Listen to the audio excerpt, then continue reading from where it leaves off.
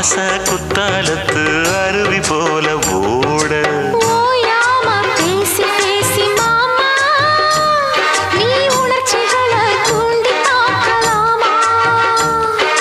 வாயாடி லாபம் என்ன மாமா நீ விஷயங்களை ஆற போடலாமா வெச்சது யாரு சொக்கப்படி என்னவ பண்ணுப்படி சொன்னத கேளு கண்ணுமணி சொந்தமும் பந்தமும் வந்ததடி சொல்லிக்கொடு சொல்ல சொல்ல கத்துக்கிறேன் விட்டுக்கொடு